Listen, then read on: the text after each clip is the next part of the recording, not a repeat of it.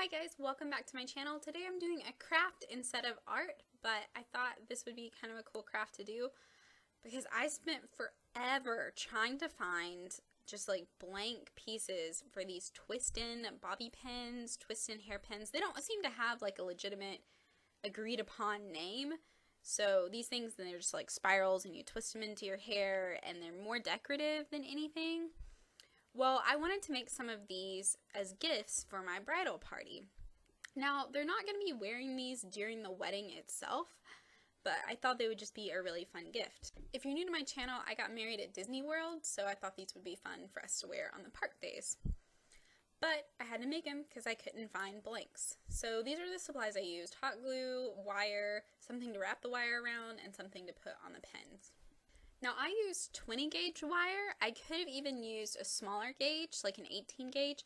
So the lower the number in wire, so like 20 or 18, the thicker it's going to be. So if you get a wire at a gauge like 30, it's going to be a really thin wire.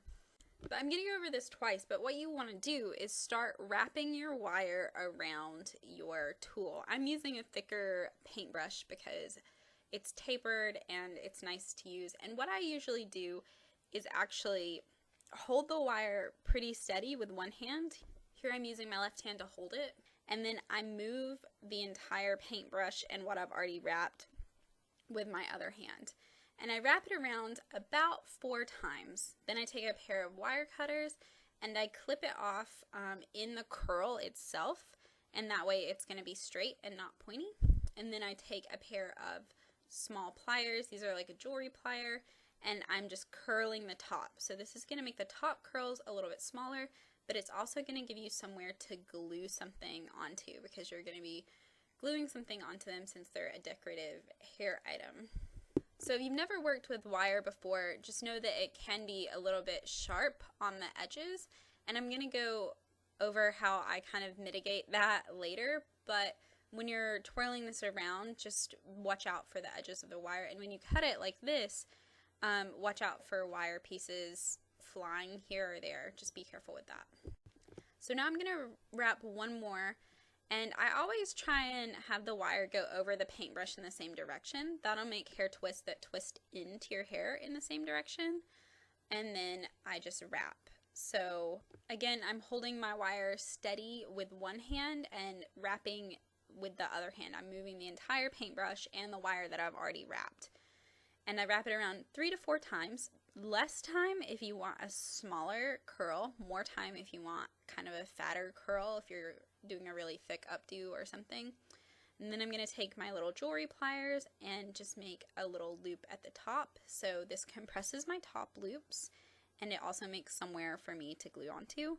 And I'm going to snip the excess with a pair of wire snips. And you want to be careful again of not having that wire like fling out somewhere. So you'll just make as many of these as you think you want. I would make a couple extra, and then we move on to the next part. So here's another flower one that I made, and you can see how I kind of glued onto it. But remember, I talked about those edges being sharp?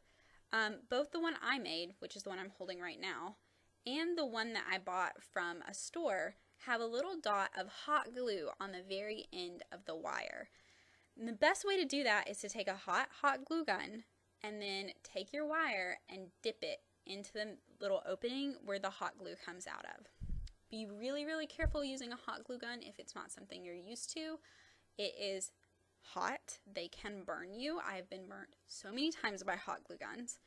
But you'll just do this over and over again, and you will get kind of like little like glue strings coming off of it. If you use a hot glue gun, you totally know what the little glue strings are.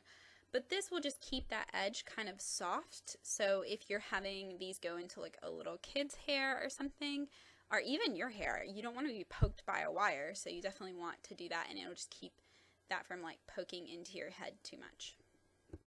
After you've got all of these done, now it's time to glue whatever embellishment, flowers. I have these Mickeys that I found on Etsy. They're little crystal Mickeys. I think they're going to be great for Disney, but put a dab of hot glue on the back of your item, and then kind of spin your pin down into it.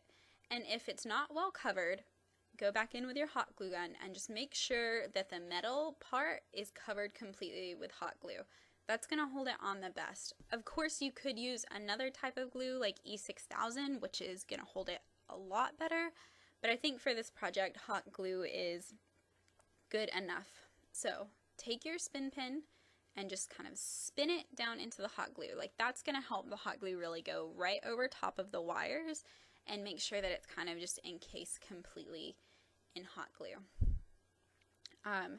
These actually stay on really well, knock on wood. I haven't had any fall off, and I have worn them for several hours at a time. I just wanted to make sure that they were going to stay on well, and they seem to be pretty hardy. Like I said, you could use a different type of glue if you wanted to, but I think hot glue works really well for these. And I have flowers, so maybe we could spin some into the flower girl's hair.